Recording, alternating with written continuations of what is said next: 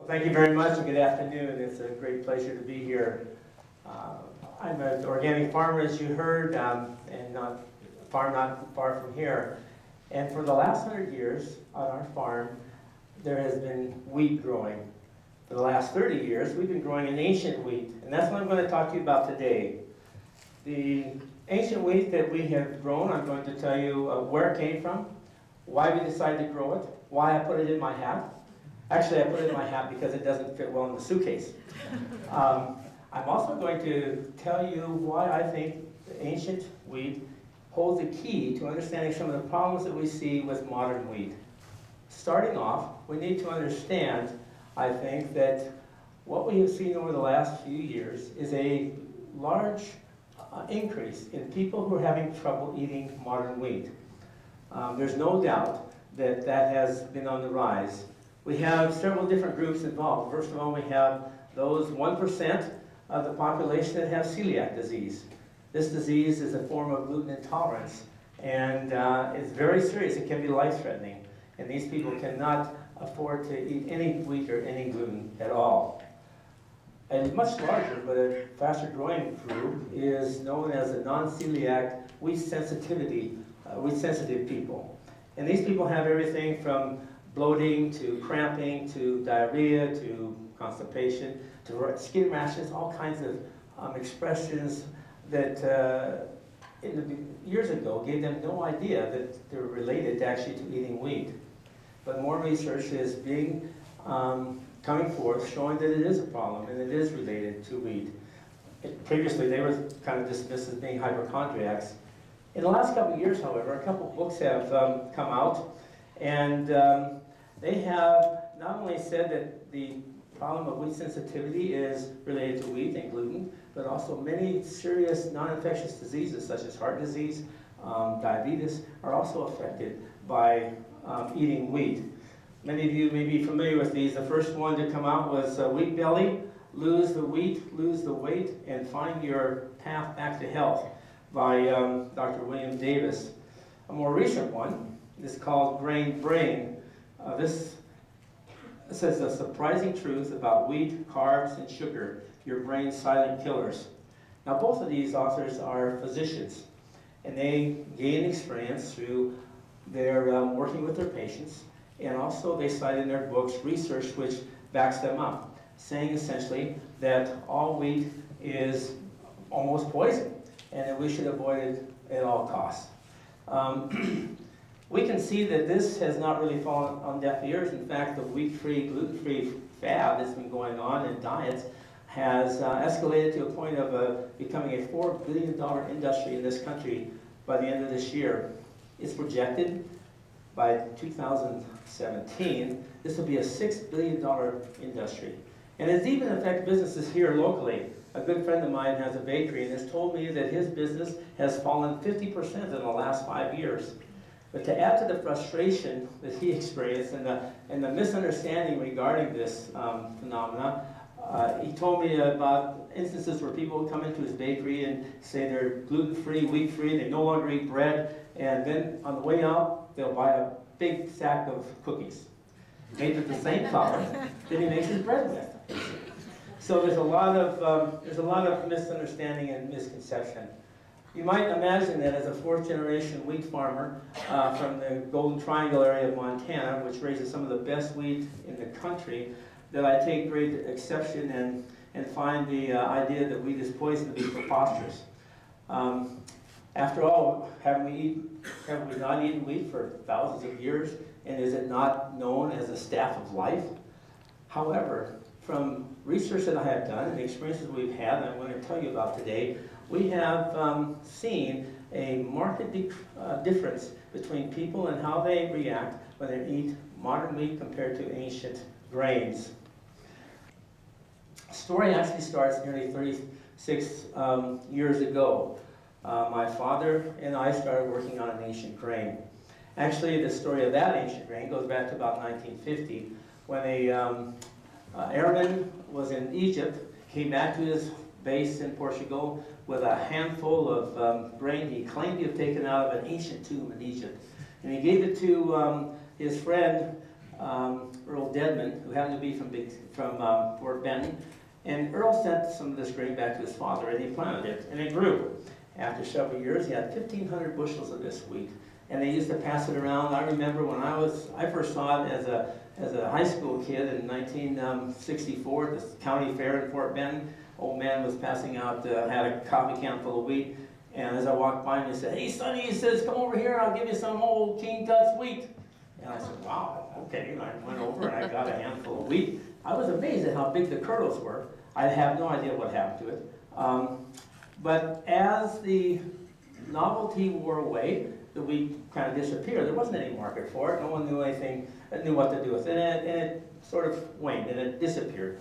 When I was in college, graduate school, just finishing my graduate work at UC Davis, I was eating a package of corn nuts one day, and on the back of the package it said corn nuts, made with a giant corn. And I thought, wow, I wonder if corn nuts would be interested in giant wheat. So I called him up and I said, "Sure, we'd be interested in that." And I called my dad right away and I said, Dad, see if you can find some of that old King Tut's wheat around.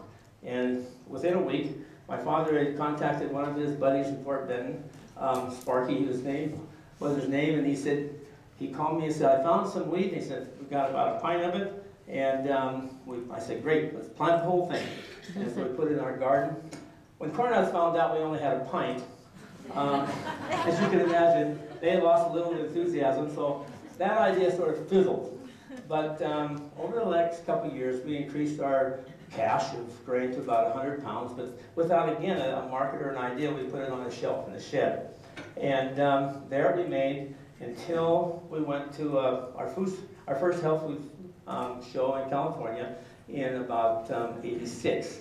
And it was kind of a family affair. My wife, Ann, went with me. My parents both went with me. Dad decided to take some of his old ancient wheat that we had in the shed along, and he showed it to people, everybody that would walk by his booth, he showed it to them. And after 3 days, and thousands of people walking by, he had one person who was interested. But that was enough for my father, and he said, "We're going to plant it all." So we planted it all.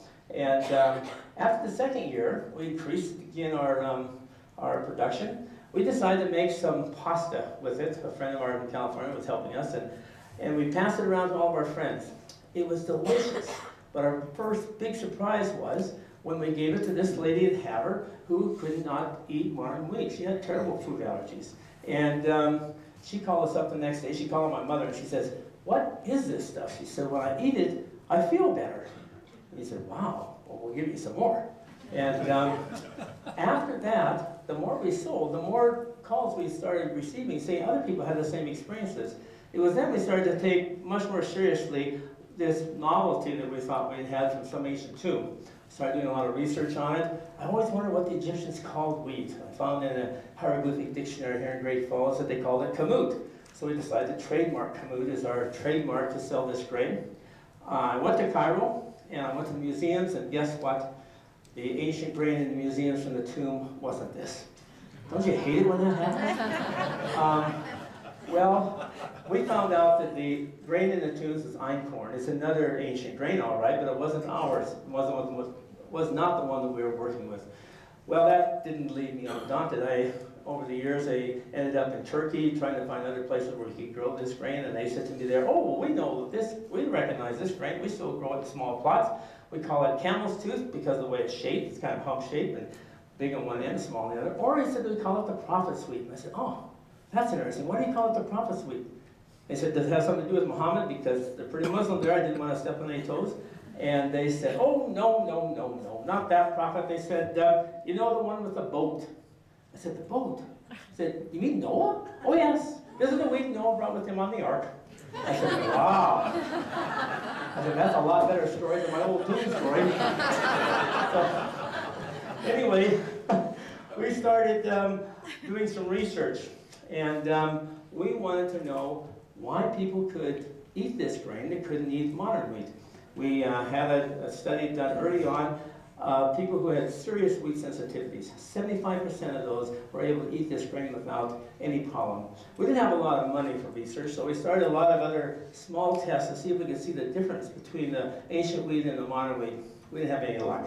Finally, about 6 years ago, I decided to bite the bullet, wrote out the big check to the University of Bologna in Bologna, and had a rat study done, a feeding study, where the rats were fed modern wheat as compared to ancient grain in the form of bread, sourdough bread, pasta.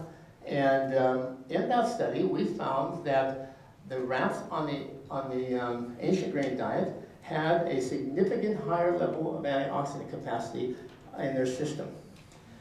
That was not totally unexpected because we knew there was a little more selenium in the grain. It picked up more selenium. We knew that selenium was a high antioxidant, so that's one of the things we're looking for. What really surprised us, however, we did not expect, is the rats on the modern wheat diet had a high level of inflammation, while the rats on the ancient wheat diet had no inflammation at all. In fact, the experiments that were showing that the grain was actually anti-inflammatory. This is an amazing discovery to us. We had no idea that this existed anywhere. We tried the same experiment on human population in a blind crossover study, where people did not know what they were eating, and they were eating both the modern and the ancient products, wheat products at different times, but they both ate them. And the blood tests were then taken, and again the same results that we had seen for the rats we found with the human study, that the level of antioxidants was increased with ancient grain, level of anti-inflammatory indicators were increased, and the level of inflammation was increased with just a plain wheat-based study. During the last 5 years, we've had 5 different papers published from these studies so far, and the spin-offs that we've had from them. This last summer, we finished a study on irritable bowel syndrome. And for those of you familiar with this, it affects 20% of the people in industrialized countries of the world. And it's not really a disease, it's everything that's left over that they can't identify that has to do with problems with digestion, bloating, constipation, diarrhea, cramping, all these kinds of things. These people, again, did not know what they were eating. They either ate modern wheat or ancient wheat. At the end of 6 weeks, those that had eaten the modern wheat had little or no difference in how they felt. Those on ancient wheat diet had really an astounding increase in their health. All these symptoms were reduced by 50 to 100%. And again, it was an astounding result that will be published probably by February. This is really amazing that there wasn't any exceptions to this, even though it was a small study. These 2 authors in these books underlined again and again that inflammation is an underlying cause of many of these non-communicable diseases. And we're seeing similar things in our research with the ancient versus the modern wheat. We think that this is due to the large changes that have been made in the grain over the last 50 years of breeding, wherein the breeders of grains and other crops, of course, in this country, have had, for wheat, I can speak, have had 2 goals only at the expense of everything else. The first goal is to increase yield, therefore to make the grain more plentiful and, of course, cheaper. The second one is to increase loaf volumes, which means that you can make more bread with less flour. So you can keep that as cheap as possible too. As you know, in this country, we've had a cheap food policy for years. These changes, of course, had no, the scientists working on these changes had no idea that there were unintended consequences and that people were actually becoming ill or finding their products more difficult to digest. Because of the cheap food policy, we have seen the cost of food in the last 50 or 60 years go from 20% of our income to nearly 10% of our income. Whereas the cost of health care in this country, what we spend on health care has gone just the opposite way, from 10% to 20%. And I think it's not unreasonable to imagine there's a connection between those 2 trends. So what have we done? Have we really ruined or taken the staff of life that we have had and eaten and enjoyed for so many thousands of years and actually broken it? So that now we have a product that is plentiful but actually causes trouble? What are we to do about that? Do we throw the baby out with the bathwater like some of these authors suggest and say you should never eat wheat ever again? Or are there some other ways we can go? I would like to suggest 3 possible immediate paths you can take and one long-term solution to this problem.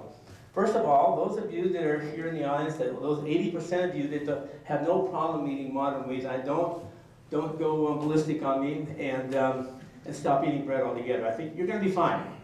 Those 20% of you, however, that have symptoms of these wheat sensitivities or these other diseases we mentioned, or have genetic predispositions for these diseases or a family history of them, I would suggest trying to eat heritage and ancient grains for a couple months solely.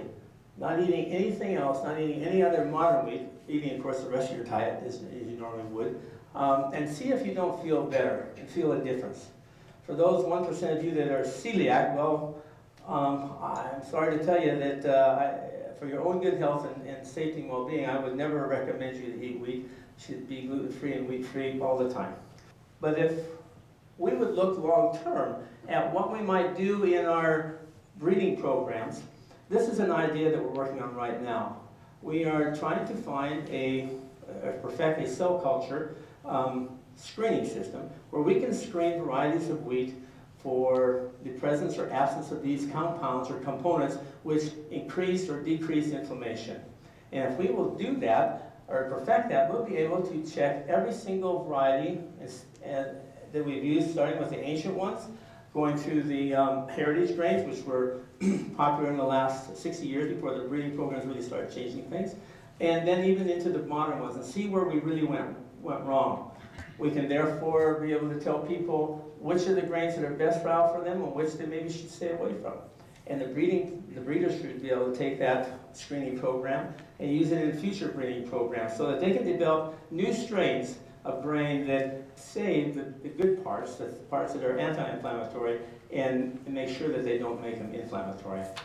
If we will do this, I think that we will see eventually the fad diet of gluten-free, wheat-free will wane as other diets have in the past. But one great spin-off of that fad could be the creation of better wheats and better varieties in the future for us that would once again reestablish wheat as a staff of life. Thank you very much.